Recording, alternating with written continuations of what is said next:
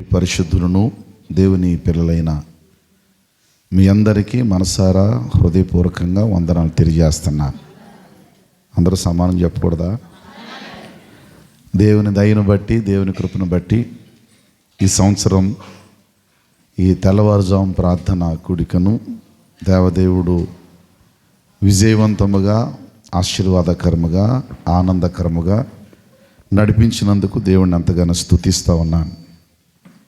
ప్రాముఖ్యంగా బాధ్యతతో వ్యవహరిస్తూ క్రమం తప్పకుండా చాలా చక్కగా ఈ కార్యక్రమం జరిగించబడ్డానికి మీరందరూ కూడా సహాయపడినందుకు నేను హృదయపూర్వకమైన అభినందనలు తెలియజేస్తున్నాను.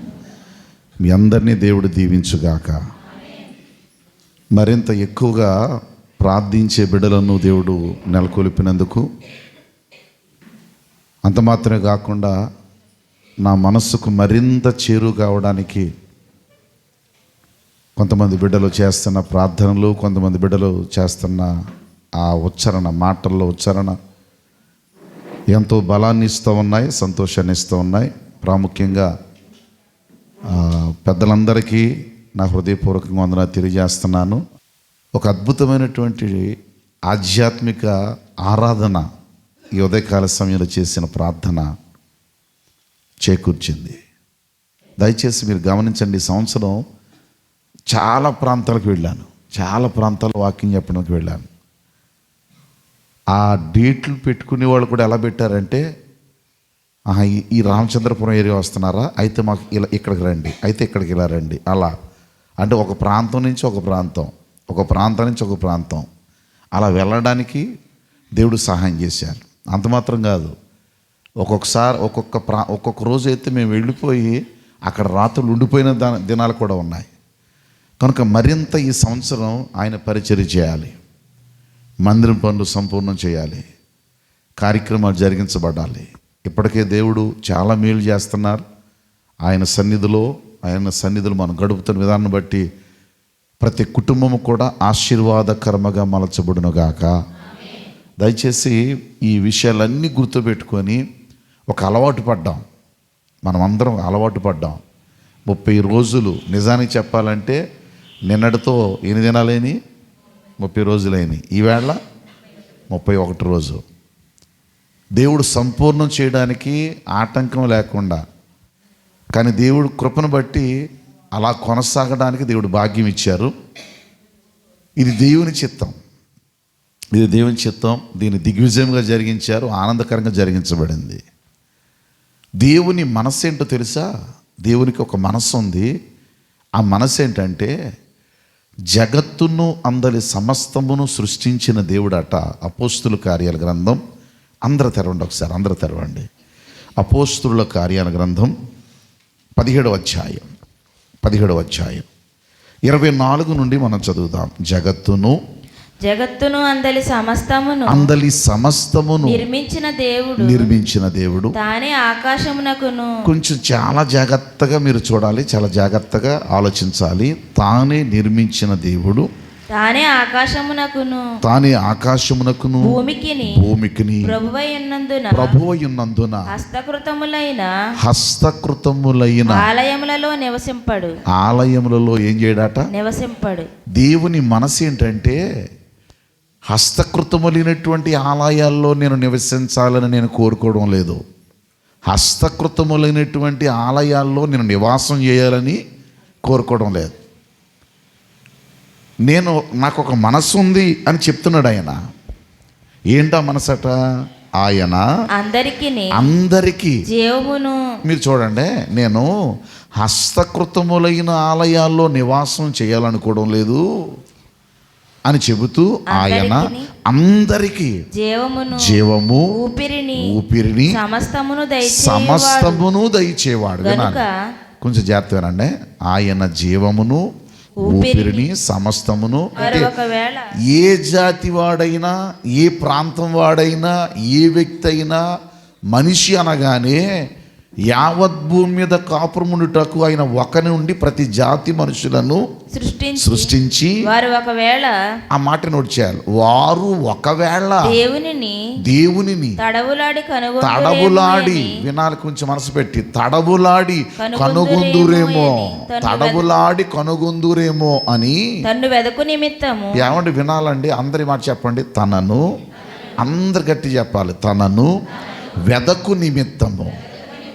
ఎవరిని? దేవుణ్ణి. ఏం చేయి నిమిత్తం? వెదుకు నిమిత్తం. చాలు నాన్న, వెదుకుట అనే పదం ఎప్పుడు వాడతాం? వెదుకుట అనే పదం ఎప్పుడు వాడతామండి? ఏదైనా పోగొట్టుకున్నప్పుడు, అంతే కదండి. ఏదైనా పోగొట్టుకున్నప్పుడు, లేకపోతే తప్పిపోయినప్పుడు, అంతే కదా. ఎప్పుడు వాడతాం పదం? మనిషి తప్పిపోయాడు అనుకోండి, ఏం చేస్తాం? వెతుకుతాం. పోగొట్టుకున్నాం అనుకోండి, ఏం చేస్తాం? వెతుకుతాం. కనిపించడం లేదనుకోండి, ఏం చేస్తాం? వెతుకుతాం. అంటే దేవుడు ఈ సమాజానికి కనిపించటం లేదట. దేవుణ్ణి పోగొట్టుకున్నారు ఈ సమాజం. మనిషి దేవుణ్ణి పోగొట్టుకుంటే దేవుని ఆశ ఏంటో తెలుసా? ఒరే బాబు, నువ్వు నన్ను పోగొట్టుకున్నారు, నేను మీకు హస్తకృతములైన ఆలయాల్లో ఉండాలనుకోవడం లేదు, నేను ఎక్కడ ఉండాలనుకుంటున్నాను తెలుసా? నేను మీకు ఎందుకు జీవమును, ఊపిరిని, సమస్తాన్ని దయచేసి యావత్ భూమి మీద కాపురం ఉండడానికి ఒకరి నుండి ప్రతి జాతి మనుషులను సృష్టించి మీరు నన్ను తడవులాడి, వినాలి మీరు, ఏమాడి? తడవలాడడం ఏంటండి? తడవలాడడం ఏంటి? తడవులాడి. ఇది నిజంగా ఒక్కొక్కటి విశ్లేషణ చేస్తే ప్రాతకాల సమయంలో ధ్యానం చేసే అంటే అంశం కాదు కాబట్టి నేను క్లుప్తంగా వెళుతున్నాను. దేవుని మనసు చూడండి, తనను వెతకాలని కోరుకుంటున్నాడట. తను వెతకాలని కోరుకుంటున్నాడట. అందుకే యేసుక్రీస్తు ప్రభువారు భూమి మీదకి వచ్చినప్పుడు పలికిన మాట ఏంటంటే, మత్తయి సువార్త 7వ అధ్యాయం 7వ వచనంలో, తెరవక్కర్లేదు, నాతో చెప్పండి, అడుగుడి మీకు ఇవ్వబడును, వెదకుడి మీకు దొరుకును. ఏంటది? వెదకుడి మీకు. ఏం వెతకాలా? యావత్ భూమి మీద కాపురం ఉంటున్నామే, జీవమును, ఊపిరిని, సమస్తమును కలుగు చేసిన వ్యక్తి ఉన్నాడే, సమస్తం మనకు అనుగ్రహించిన దేవుడు ఉన్నాడే, తనను తడవులాడి కనుగొంటారేమో. నన్ను పోగొట్టుకున్నవారు, నేనేంటో తెలియక నన్ను జార విడుచుకున్నవారు నన్ను వెదుగుతారని చెప్పి, నన్ను తెలుసుకుంటారని చెప్పి, నన్ను కనుగొంటారని చెప్పి నిర్ణయ కాలాలనిచ్చి, ఏ కాలం అది? నిర్ణయ కాలాలు ఇచ్చి, కాలాలు మనకిచ్చి, జ్ఞానాన్ని మనకు బోధించి తనను వెదకాలని కోరుకుంటున్నాడట. వెదకాలని కోరుకుంటున్నాడట. మీరు కొంచెం మనసు పెట్టాలా? ఎవరు వెతకాలని? ఎవరిని వెతకాలని అంటే వెతికేవారు కావాలని కదా దేవుడు కోరుకునేది. ఎవరు వెతకాలని కోరుకుంటున్నారు?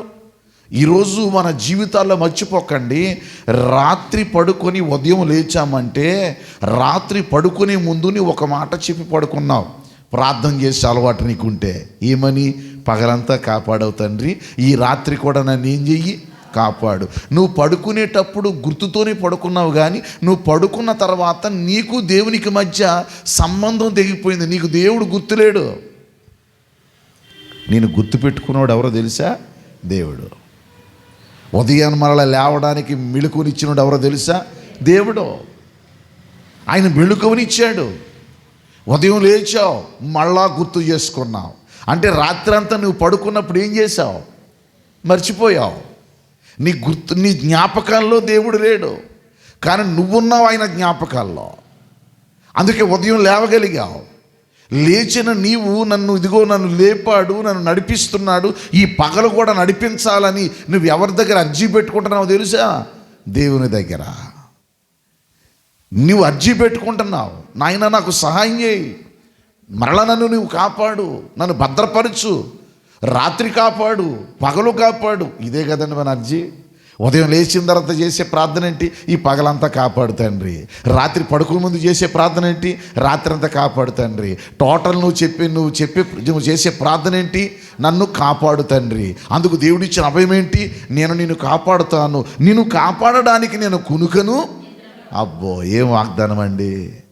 నువ్వు అడుగుతుంటే ఆయన నేను కాపలా కాస్తూ ఆ కాపలా కాసే దేవుడట ఏమని కోరుకుంటున్నాడంటే నన్ను వెతకండి అని కోరుకుంటున్నాడు.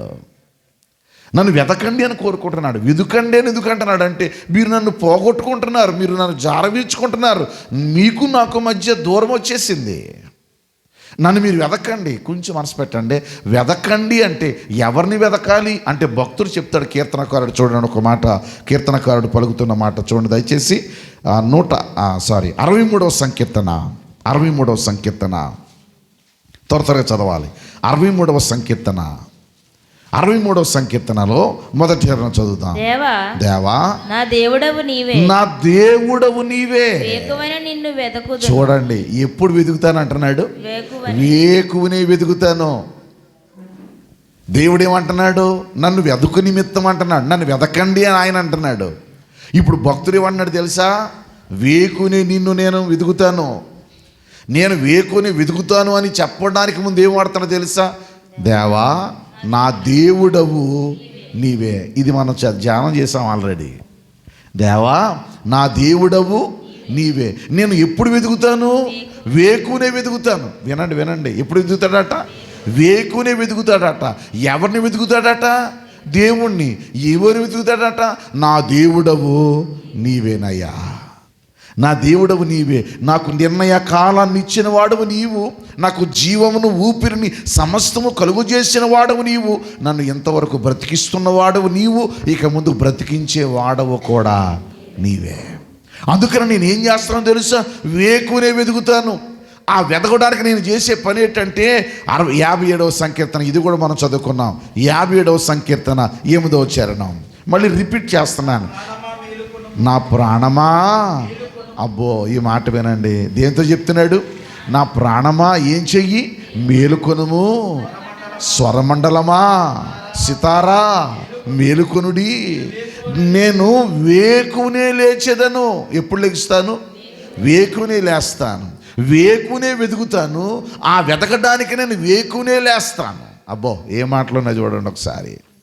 ఎందుకు నేను వేకునే లేస్తానో తెలుసా, నా ప్రాణంతో చెబుతున్నాను తెలుసా, నా ప్రాణమునకు జీవము ఊపిరిని సమస్తమును నీవు కలుగు చేశావు. నేను కాపురం ఉండడానికి నువ్వు కారణమయ్యావు. నాకు నిర్ణయ కాలాలు ఏర్పాటు చేశావు. నివాసాలకు పొలిమేరనిచ్చావు, పొలిమేరనిచ్చావు. నీ సరిహద్దు, నీ పొలిమేర ఏం చెప్తుందో తెలుసా, ఒరే బాబు ఈ సరిహద్దునిచ్చిన వాడు, నీకు ఆ సరిహద్దుని ఏర్పాటు చేసిన వాడు నీ దేవుడు నేనే అంటున్నాడు ఆయన. నీ దేవుడను నేనే. అందుకే భక్తుడు అంటున్నాడు, నా దేవా నా దేవుడవు నీవే, నేను వేకునే. ఏమంటే వినాలి, కొంచెం మనసు పెట్టండి. ఇందుకే దేవా నేను వెతుకుతున్నాను అంటున్నాడే, దేవుడు ఎక్కడున్నాడు చెప్పేసి ముగించేస్తాను, మనసు పెట్టండి. కానీ వెతకాలంటే ఆ దేవుడు నీకు తెలియాలంటే, ఆ దేవుడు నీకు తెలియాలంటే, నువ్వు వెతకాలంటే, ఆ దేవుడు నీకు అర్థం కావాలంటే నువ్వు ఎలా వెతకాలో ఈ మాటలు చెప్తాను. 3 మాటలు. మొదటి మాట, 3 మాటలు రాసుకునే వాళ్ళు రాసుకోండి. మొదటి మాట ఏంటి తెలుసా, నువ్వు ఎలా వెతకాలంటే దినవృత్తాంతాల గ్రంథం తెరవండి. దినవృత్తాంతాల గ్రంథం మొదటి గ్రంథం 22వ అధ్యాయం, 22వ అధ్యాయం దినవృత్తాంతముల మొదటి గ్రంథము 22వ అధ్యాయము 19వ వచనం చదువుదాం. హృదయపూర్వకముగా దేవుడైన యెహోవాను వెదకుటకు. అమ్మా ఎలా వెతకాలట, హృదయపూర్వకముగా మీ దేవుడైన యెహోవాను వెతుకుటకు మీ మనస్సులు దృఢపరచుకొని. వినండి, ఏం చేయాలా, నీ దేవుడు నీకు తెలియాలంటే, నీ దేవుడు నీకు అర్థం కావాలంటే, నీ దేవుని మనస్సు ఏంటో నువ్వు గ్రహించాలంటే నీవు హృదయపూర్వకముగా నీ మనస్సును దృఢపరుచుకొని, మనసు పెట్టండి ప్లీజ్, ఏం చేసి, నీ మనస్సును ఏం చేయాలి, దృఢపరుచుకొని. దినవృత్తాంతముల మొదటి గ్రంథము 22వ అధ్యాయము మనము ఎన్న వచనం చదువుతున్నాం, 19వ వచనం. అంటే ఈ భాగంలో ఆఖరి వచనం కదండి, ఈ భాగంలో 22వ అధ్యాయంలో ఆఖరి వచనం అనమాట. మళ్ళీ చెప్తున్నాను చూడండి, మళ్ళీ చదువుతున్నాను. కావున హృదయపూర్వకముగా మీ దేవుడైన యెహోవాను వెతకుటకు మీ మనస్సును దృఢపరుచుకొని. అంటే మనస్సును ఏం పరుచుకోవాలట, నీ దేవుని సన్నిధికి వచ్చినప్పుడు నీ దేవుడే కనిపించాలి. నీ మనస్సు దేవునిలో ఉండాలి. నీ మనస్సును అటు ఇటు మార్చకూడదు. అటు ఇటు గలిబిలి చేయకూడదు. నీ దేవుడితో సమీపంగా వెళుతున్నావు.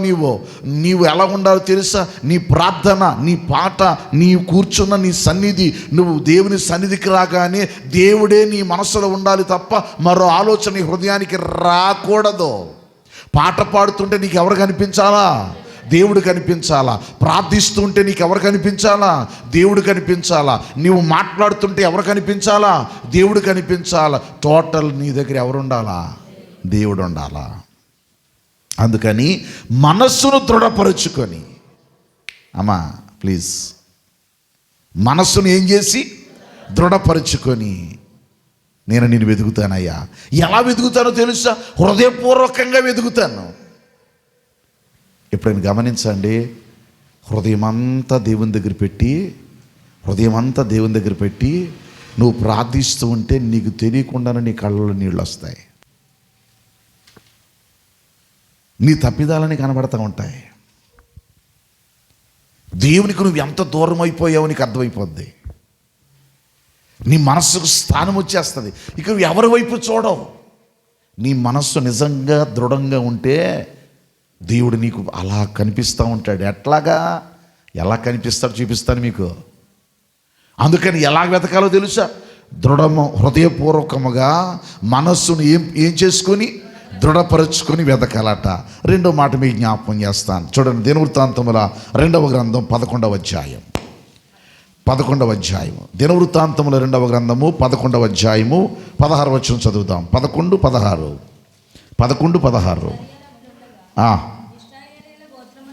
ఇశ్రాయేలు గోత్రములనంతటా ఇశ్రాయేలుడు దేవుడైన యెహోవాను వెదుకుటకు మనస్సు నిలుపుకొని, ఏమంటే వినాలి, ఇందాకేమన్నాడు? మనస్సు దృఢము చేసుకొని, హృదయపూర్వకముగా మనస్సు దృఢము చేసుకోండి అన్నాడు. ఇప్పుడేమంటున్నాడు తెలుసా? మనస్సు నిలుపుకొని. వినండి, ఏం చేసి? మనస్సు నిలుపుకొని. అంటే నీ దేవుడు నీకు అర్థం కావాలంటే, దైవశక్తి నీకు తెలియాలంటే నీ మనస్సు ఏకాగ్రత కలిగి ఉండాలా. ప్రార్థన చేయడం రాకపోవడం కాదు, నీ మనస్సు ఏకాగ్రత లేదు కాబట్టి చేయలేకపోతున్నావు. అమ్మ నాన్న దగ్గరికి వెళ్ళి మాట్లాడేవాడికి ఎవరు చెప్పాలండి? నీకు అవసరం ఉంది, అమ్మని ఏం చేస్తావు? అడుగుతావు. ఎలాగడుగుతావు? 2 రకాలు. బ్రతిమలాడైనా అడుగుతావు, డిమాండ్ చేసైనా అడుగుతావు. నాన్న కూడా అంతే కదా, బ్రతిమలాడైనా అడుగుతావు, డిమాండ్ చేసైనా అడుగుతావు. అడగడానికి సిగ్గుపడతావా? సిగ్గుపడవు. ఎందుకు? నీ తండ్రి, నీ తల్లి, నీ కుటుంబం, ఆధ్యాత్మికంగా కూడా నీ దేవుడు నీ తండ్రిగా ఉన్నవాడు. నువ్వు కుమారుడుగా కుమార్తెగా మాట్లాడితే సంబరపడ్డానికి సిద్ధంగా ఉన్నాడు. ఆయన సంబరపడ్డానికి సిద్ధంగా ఉన్నాడు. ఆ సంబరపడే దేవుడు ఏం చూస్తున్నాడు తెలుసా? నీ మాటలు, హృదయంలోంచి వచ్చే మాటల కొరకు ఎదురు చూస్తున్నాడు. నువ్వు ఆయన దేవుడిగా చేసుకొని, ప్రతిష్ఠించుకొని, మనస్సు నిలుపుకొని, దృఢం చేసుకొని, హృదయపూర్వకంగా ప్రార్థన చేస్తే వినడానికి సిద్ధంగా ఉన్నాడు ఆయన. అమ్మ నాన్న దూరమైనా ఆప్తులంతా వెలివేసినా, అమ్మ నాన్న దూరమైన ఆప్తులంతా వెలివేసినా. మళ్ళీ అమ్మ నాన్న దూరమైన ఆప్తులంతా వెలివేసినా, నా అమ్మ నాన్న నీవేనయ్యా, నా తోడు నీడ నీవేనయ్యా. నా అమ్మ నాన్న నీవేనయ్యా, నా తోడు నీడ కానెన్నడు నేననాథను అయ్యా, కానెన్నడు నేననాథను. నేను ఎన్నడూ కానయ్యా అనాథను, ఎందుకంటే నువ్వు నాకు తోడుగా ఉన్నావు. అందుకే కన్నీరు తుడుచువాడా, నా కన్నీరు తుడుచువాడా, కానెన్నడు నేను అనాథను. నేను అనాథను కానయ్యా, నా ప్రార్థన వింటానికి నువ్వు సిద్ధంగా ఉన్నావు. నువ్వు అంటే ఎంత మీకేమైనా అర్థమవుతుందా? దేవుడేమో నువ్వు ఆయన్ని తెలుసుకొని దగ్గర అవుతావని ఆయన చూస్తున్నాడు. నువ్వేమనుకుంటున్నావు తెలుసా? నా దేవుడు నా ప్రార్థన వినడం లేదని నువ్వు అనుకుంటున్నావు. ఆయన ఏమంటున్నాడు తెలుసా? నన్ను వెతుకుతావనే కదా నాయన నీకు నివాస స్థలాన్ని ఇచ్చాను, నీ నివాస స్థలానికి పొలిమేరను ఏర్పాటు చేశాను, నీకు నిర్ణయ కాలాన్ని ఇచ్చాను, నీకు జీవమును ఊపిరిని సమస్తాన్ని ఇచ్చి నువ్వు కాపురం ఉండడానికి నేను నీకు యోగ్యత ఇచ్చాను. నీకు యోగ్యత ఇచ్చాను. ఎందుకు ఇచ్చానో తెలుసా? నువ్వు నాకు దగ్గరగా ఉండాలని, నన్ను వెతకాలని. అది దేవుని మనసు, అది దేవుని మనసు. అందుకే ఎలా వెతకాలట వినండి, మనసు పెట్టండి. చాలా అద్భుతమైన మాట చెప్పి నేను మీకు వస్తాను. ఎందుకంటే అనేక మంది యూట్యూబ్ ఛానల్ ద్వారా కొంతమంది వాక్యం వింటున్న బిడ్డలు కూడా ఉన్నారు, చదువుతున్న వారు వింటున్నారు, నన్ను నేర్చుకునే వాళ్ళు ఉన్నారు. కనుక ఈ మాట మీ ముందు పెడుతున్నాను, మనసు పెట్టండి. ఎలా వెతకాలి? హృదయపూర్వకముగా మనసు దృఢము చేసుకొని, మనస్సు నిలుపుకొని. మరో మాట చదివండి, దినవృత్తాంతముల 2వ గ్రంథము 20వ అధ్యాయము 33వ వచనం. దినవృత్తాంతముల 2వ గ్రంథము 20వ అధ్యాయం 33వ వచనం. అయితే అప్పటికింకను జనులు తమ పితరుల దేవుని వెదకుటకు, జనులు తమ పితరుల దేవుడైన యెహోవాను వెదుకుటకు తమ హృదయములను స్థిరపరచుకొనలేదు. మళ్ళీ చదువు నాన్న. స్థిరపరచుకొనలేదు. అతడు ఉన్నత స్థలములు 33వ వచనం కదా, మళ్ళీ చదువుదాం చూడండి. అయితే అప్పటికింకను జనులు తమ పితరుల దేవుని వెతుకుటకు తమ హృదయములను స్థిరపరచుకొనలేదు. తర్వాత అతడు ఉన్నత స్థలములను తీసివేయలేదు. చాలు నాన్న. అతడు ఉన్నత స్థలములను అంటే మనస్సును ఏం చేసుకోవాలట? స్థిరపరుచుకోవాలట. వినాలి, ఏం చేసుకోవాలా? స్థిరపరుచుకోవాలి. అర్థంలో చెప్తాను. అందరికి వందనం చెప్తాను, మనసులో పెట్టండి. రైట్. ఒకటి, దేవుని వెతకాలంటే హృదయపూర్వకంగా వెతకాలి. ఎలా వెతకాలి? మనస్సును దృఢపరుచుకోవడం అంటే అర్థం ఏంటి? దృఢపరుచుకోవడం అర్థం ఏంటి? కొన్నిసార్లు మనసులో గలిబిలైపోద్ది కదా, కొన్నిసార్లు నీ మనసు దారి తప్పిస్తుంది కదా. నీకు వచ్చిన శ్రమను బట్టో, నీకు వచ్చిన కష్టాన్ని బట్టో, వేదన బట్టో నువ్వు దూరం అవుతావు కదా. అందుకట్ట మనస్సును దృఢపరుచుకొని, మనస్సు నిలుపుకొని, మనస్సును స్థిరపరుచుకొని దేవుణ్ణి ఏం చేయాలట? వెతకాలి. ఎలా వెతకడానికి? ఆయన ఎక్కడున్నాడని. అసలు దేవుడని ఎవడు ఉండాలిగా. నువ్వు ఎక్కడున్నావు నాయన, నువ్వు నాకు కనబడతావా అంటే దేవుడు అంటాడు, యోహాను సువార్త 1వ అధ్యాయంలో అంటాడు, మీరు చదవక్కర్లేదు, నాతో చెప్పండి, నాతో చెప్పండి, ఏ మానవుడును ఎప్పుడును దేవుణ్ణి చూచి ఉండలేదు. పైగా చూచి ఉండలేదంటే వదిలేస్తే బాగుండిపోను. తిమోతి 1వ పత్రిక 6వ అధ్యాయంలో అంటాడు, చూడ నేరడు అన్నాడు. మరి నేను ఎలా వెతుకుతాను తండ్రి? నువ్వు కనబడాలి కదా, నువ్వు కనబడాలి కదా. ఎలా వెతుకుతాను? ఒకసారి ఒక అతను, నేను ప్రయాణం చేస్తున్నాను కారులో, వైజాగ్ తీసుకెళ్తున్నాను. అంటే జస్ట్ లిఫ్ట్ అడిగాడు, వైజాగ్ తీసుకెళ్తున్నాను. నాతో ప్రయాణం చేస్తూ ఒక మాట అడిగాడు. ఏంటి మాట? మీరెవరండి అన్నాడు. నేను పాస్టర్ గారిని అండి. సారీ, నేను సేవకుడిని అండి అన్నాను. ఏ సేవకుడండి అన్నారు.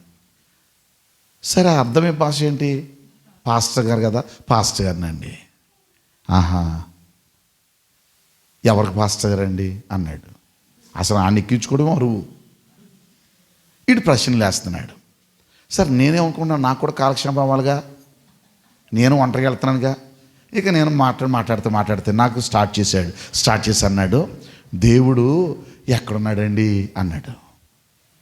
మీకేమైనా అర్థమైందా? దేవుడు గట్టి చెప్పండి. నేను ఆన్సర్ కొంచెం ఆలోచించాను. దేవుడు ఎక్కడున్నాడు అన్నాడు కదా, దేవుడు ఎక్కడే ఉన్నాడండి అన్నాను. మీకు ఏమైనా అర్థమైందో చెప్తానే. దేవుడు ఎక్కడ ఉన్నాడు అనే మాటలో ఒక అక్షరం ఎక్కడా, ఏ తీసేస్తే ఎక్కడా. అర్థం కాలేదా? ఎక్కడా ఎక్కడ అన్నదానికి అక్షరం ఎంత? ఒకటే. ఇంగ్లీష్లో కూడా కష్టం తెలుసా మీకు? గాడ్ ఈజ్ నో వేర్ అన్నాడు. దేవుడు ఎక్కడా లేడు అన్నాడు. ఒక అక్షరం. నో వేర్, WHERE, వేర్ అంటే ఎక్కడ అని అర్థం. అప్పుడు నో వేర్ అని ఉంది కదా, డబ్ల్యూ అనే అక్షరం, ఒక అక్షరం ఎన్ఓ పక్కన చేరిస్తే నౌ అవుతుంది. నో పక్కని డబ్ల్యూ అక్షరం చేస్తే ఏమవుతుంది అంటే వేరు దగ్గర ఉన్న దాన్ని ఆ డబ్ల్యూ తీసి ఎన్ఓ పక్క చేరిస్తే నౌ. అప్పుడు ఏమవుతుంది తెలుసా? గాడ్ ఈజ్ నౌ హియర్ అని ఉంటుంది. ఒక అక్షరమే. దేవుడు ఎక్కడున్నాడు? ఇందాక చెప్పాను కదా, ఇక్కడే ఉన్నాడు. ఇంగ్లీష్లో ఎక్కడున్నాడు అంటే ఇక్కడే ఉన్నాడు. God is know where. దేవుడు ఎక్కడా లేడు అన్నాడు ఒకడు. ఇంకొకడు ఏమన్నాడు తెలుసా? God is now here. అంతటా ఉన్నాడు, ఎక్కడ ఉన్నాడు, అంతటా ఉన్నాడు. ఒక అక్షరం అండి పదాన్ని మార్చిందే. ఇప్పుడు మళ్ళా జ్ఞాపకం చేస్తున్నాను, నీ దేవుణ్ణి వెతకాలంటే ఎక్కడున్నాడు అనుకుంటున్నావు? ఇదిగో భక్తుడు అంటాడు, నేను వేకునే లేచిదని అన్నాడు కదా. ఒక అక్షరమే నౌ హియర్, ఎక్కడున్నాడు, అంతటా ఉన్నాడు. ఒక అక్షరం. అప్పుడప్పుడు సిమ్ము డైలాగ్ ఒకటి ఉంది కదా, ఐడియా. గట్టి మాట్లాడండి. అనగానే ఐడియాలో పడిపోయారు. ఇప్పుడు ఐడియా ఎక్కడ కనపడతలేదు. అర్థమైందా? కానీ అడు అడ్వర్టైజ్మెంట్ ఏం చేశాడు? ఐడియా ఒక జీవితాన్ని, అది జీవితాన్ని నిజంగానే మార్చేసింది. భార్య భర్తతో మాట్లాడకుండా, భర్తతో భార్య మాట్లాడుకోకుండా, పిల్లలు తల్లిదండ్రులతో మాట్లాడుకోకుండా, తల్లిదండ్రులు పిల్లలతో మాట్లాడకుండా ఐడియా జీవితాన్నే మార్చేసి నాశనం చేసేసి, ఇంకా చెప్పాలంటే ఈదురుపాలు చేసి పడేసింది. మీరు ఏమనుకోకపోతే వందనాలు చెప్పండి. కోవిడ్లో ఎన్ని కుటుంబాలు విడిపోయి మీకు ఏం తెలుసు? అలా భార్య భర్తలు పిల్లలు ఇంట్లో నుండి చెత్త కొట్టు చచ్చారు సెల్ ఫోన్ల వల్ల. ఐడియా జీవితాన్ని ఏం చేసింది? మార్చేసింది. అది జీవితం పత్రం మార్చింది. కానీ దేవునిలో నువ్వు బ్రతకాలనుకున్న ఆశ ఉందే, ఒక ఆలోచన ఉందే, నిజంగానే నీ జీవితాన్ని మార్చేస్తుంది. ఇంతకీ ఆయన ఎక్కడున్నాడు వెతకడానికి? ఎక్కడున్నాడు? రైట్, ఎక్కడున్నాడు వెతుకుతావని నువ్వు వేకుని లేచి వెతకడానికి ఒక సూచన సూత్రం చెప్పి ముగించేస్తాను ఆఖరి రోజున. మీరు మనసు పెట్టండి. ఎక్కడున్నాడు ఆయన అంటే, నేను ఎక్కడ ఉండేవాడిని కాదు కాబట్టి, మీరు నన్ను సమీపించలేని తేజస్సుతో ఉన్నవాడిని కాబట్టి, మీరు నన్ను చూడలేరు కాబట్టి, నేను ఏమయ్యానో తెలుసా? మీరు వెతకడానికి అనువుగా మీ దగ్గరికి వచ్చానని చెప్పడానికి ఆయన ఎంత మంచి మాట వాడాడంటే, ఇదిగో యోహాను సువార్త 1:1 ఆదియందు వాక్యం ఉండేను, వాక్యము దేవుని యొద్ద ఉండేను, వాక్యము దేవుడై ఉండేను. వినాలి, వాక్యం ఏమై ఉండేను? గట్టి చెప్పండి. ఇప్పుడు ఈ వేకునే నీవు నా దేవుడవు, నీవే నేను నిన్ను వెతుకుతానంటే అర్థమేంటో తెలుసా? వాక్యమే దేవుడు. నీ దేవుడు గొప్ప దేవుడు అండి, వాక్యమైన దేవుడు అండి. ఒక్క మాట చదివి ముగిస్తాను. ఒక్క మాట చదివి ఎంత అద్భుతంగా ఉంటుందంటే, ఈ దేవుడు అంటాడు నువ్వు అంతా మాట్లాడడానికి. ఇశ్రాయేలుతో మాట్లాడుతూ తెరిచండి ద్వితీయోపదేశకాండం. నేను ముగిస్తున్నాను. ద్వితీయోపదేశకాండంలో దయచేసి తెరవండి. 30వ అధ్యాయం. 30వ అధ్యాయంలో 11 నుంచి చదువుదాం. ద్వితీయోపదేశకాండము 30వ అధ్యాయం 11 నుండి. నేడు నేను నీకు ఆజ్ఞాపించు ఈ ధర్మమును గ్రహించుట నీకు కఠినమైనది కాదు, దూరమైనది కాదు. ఏమండి, నన్ను వెతకమని చెప్పాను నేను చెప్పి నువ్వు కంగారు పడిపోతావేమో. ఇదిగో ఈ ధర్మమును గ్రహించుటకు ఇది నీకు కఠినమైనది కాదు, దూరమైనది కాదు.